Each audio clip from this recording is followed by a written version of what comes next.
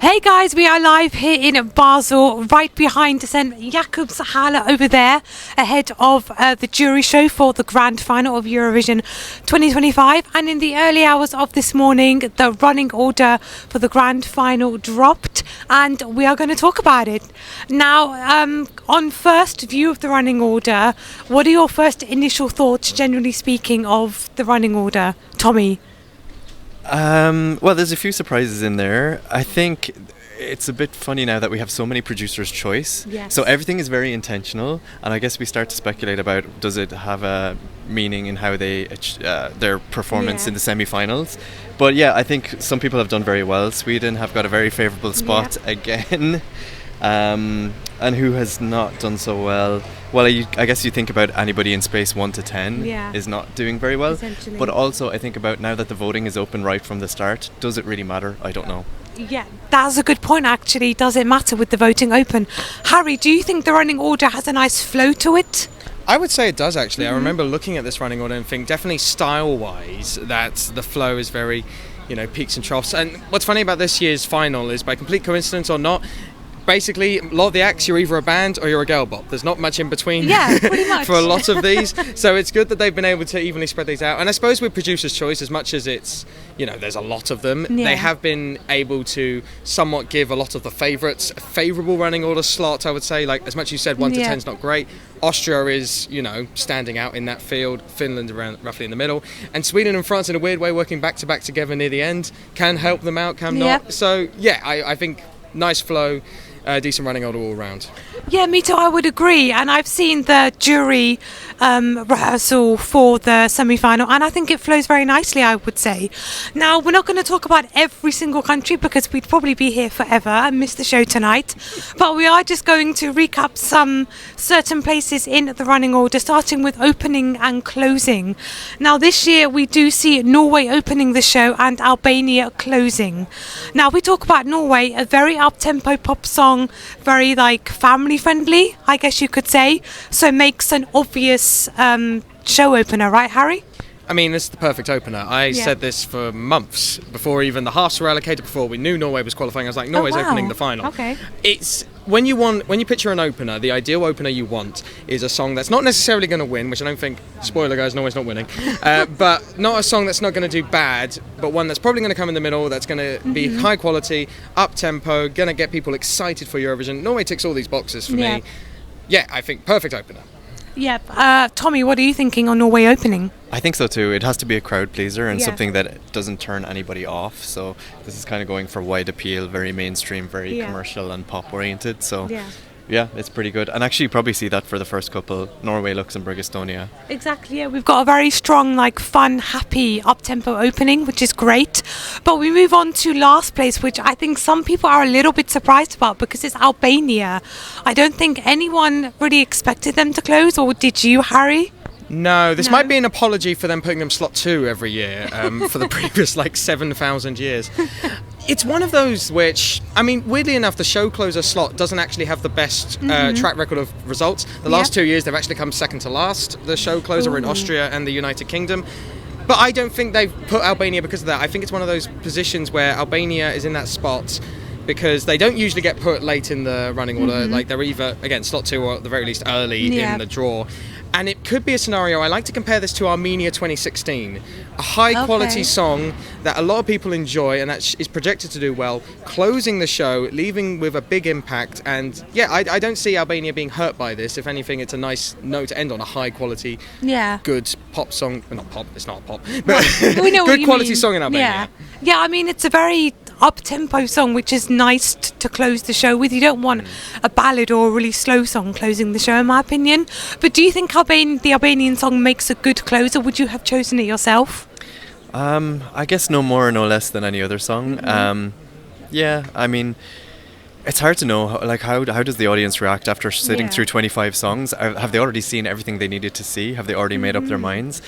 I think it may be an indication that Albania maybe weren't super high in their semi-final results.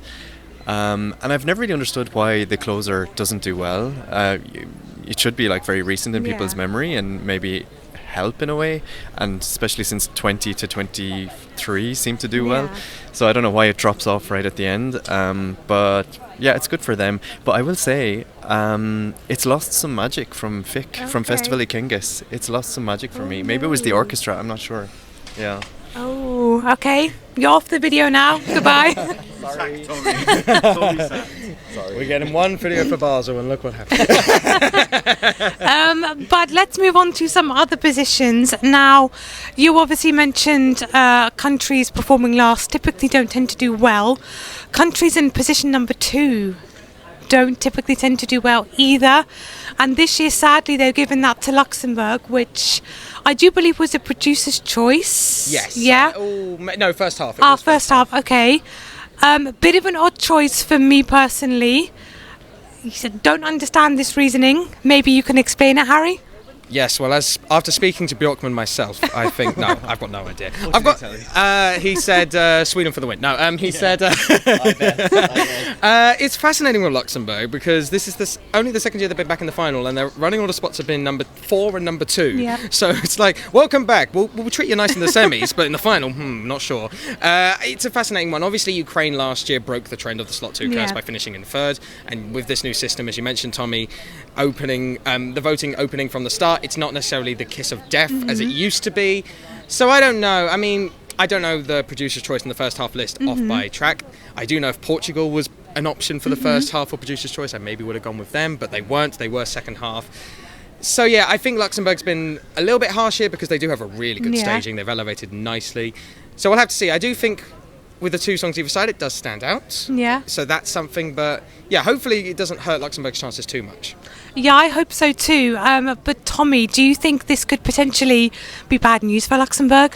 I don't think they're in contention anyway, so it didn't really matter. Okay, fair enough. I think they really did a really good job elevating their staging and they got the qualification and deserved it completely. But I think they got a really good running spot in. I know they drew second half in the semi and got a good spot because of that. And I think we do see that if you get a good semi spot, then you are kind of not promoted in the final running order, I see.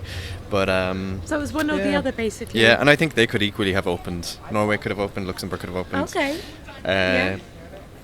But yeah, I think the action comes later in the running order, all of the favourites and stuff. So yeah, I think so too, sadly. But as you mentioned before, we spoke about Sweden having like the pimp slot in the final. Pimp? Because pimp slot? Pimp. Is that a word? Have I said that wrong? Pimp slot. Yeah. That is correct. Okay. What does that mean? Like the best spot. PIMP. Yeah. Oh, wow, okay. Why? Okay, my phone is frozen on me. But yeah, we have the pimp spot for Sweden. They are performing in position number 23.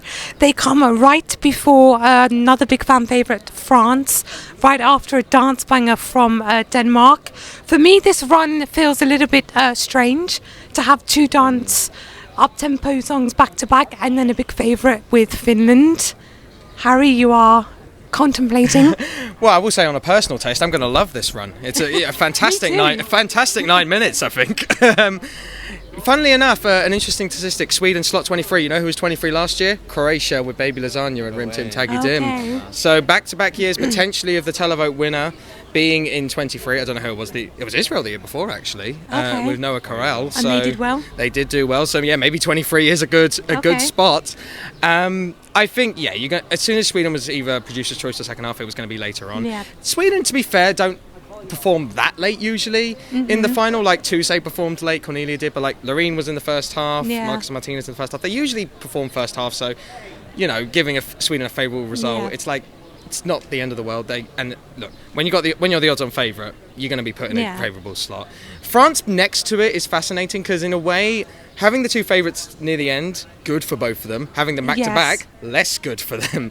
I don't think there's much overlap in those audiences. No, No, but that's the thing that I was going to say. Like the fact that there's a nice juxtaposition in style should hopefully mean that both of them do stand out. And if anything, I think the songs either side of them, Denmark and San Marino, they're the ones that are potentially going to suffer the most, which is a shame for our Queen Sissal, who has made the final, thankfully. Yes. And obviously last year we did see, I believe it was Switzerland and then Slovenia and then Croatia, so 2 fan favourites very close to one another.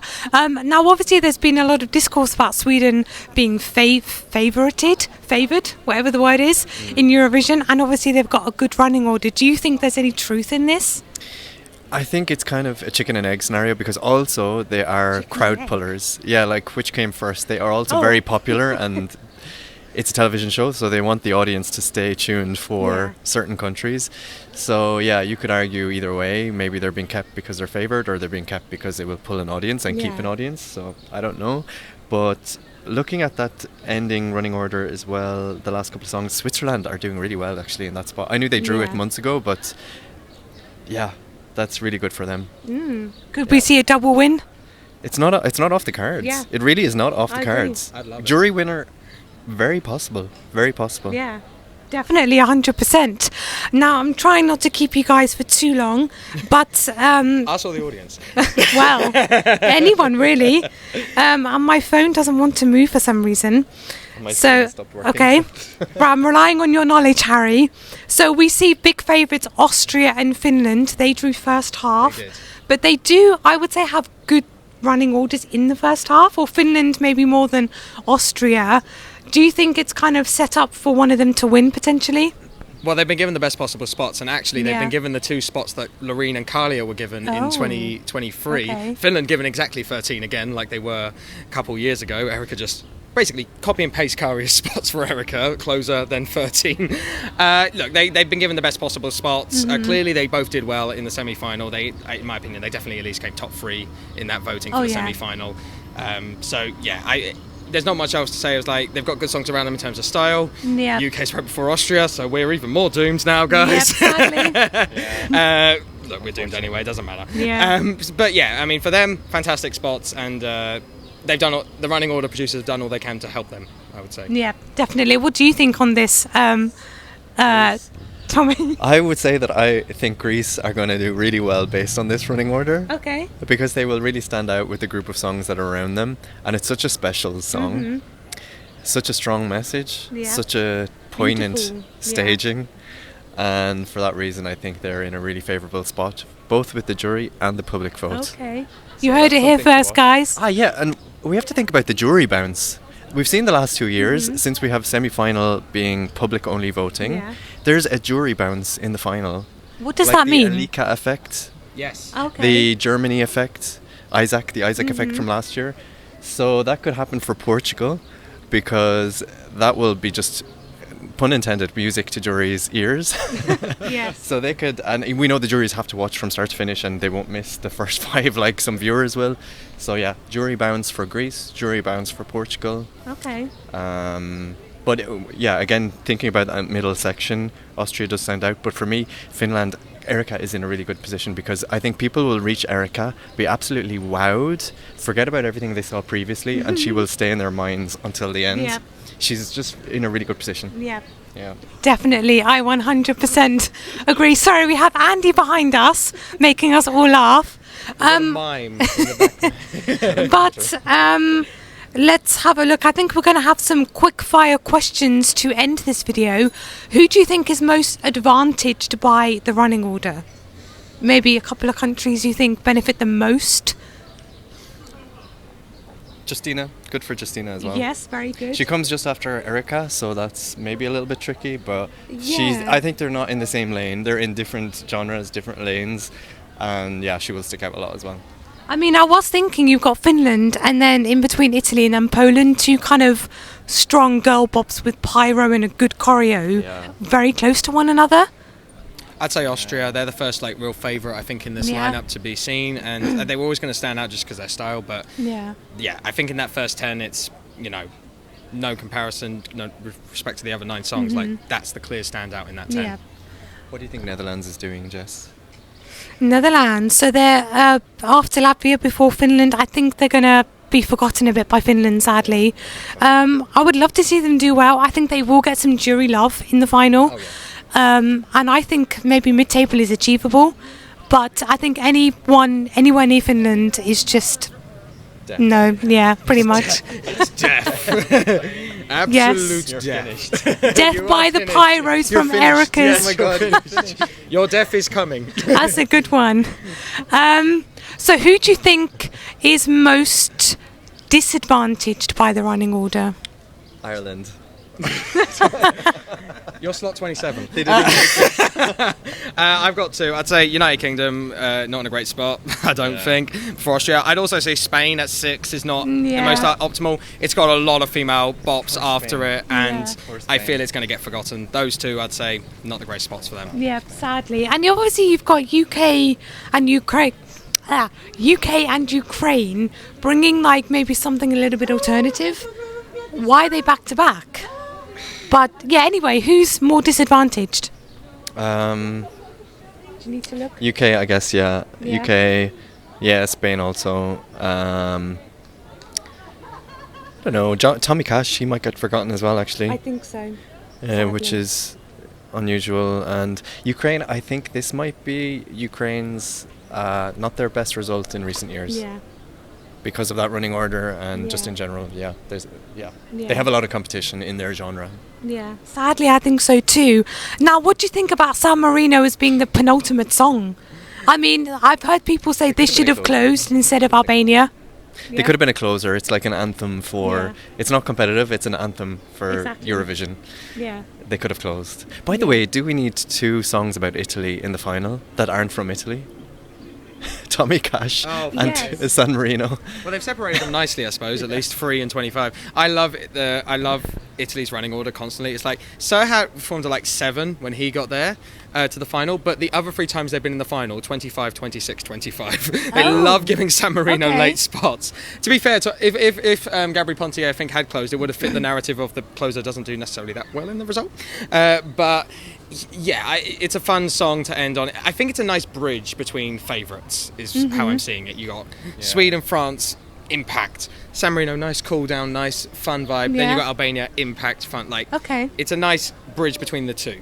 Yeah. Buffer songs. They're buffer songs. Yes, exactly. Buffer songs. I know what you mean.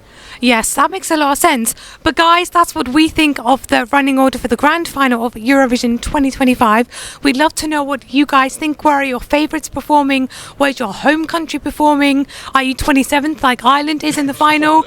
or -1. Exactly. No, that was Cyprus 2016. Yes. But thank you guys for tuning in. Stay tuned for more videos. But until then, bye.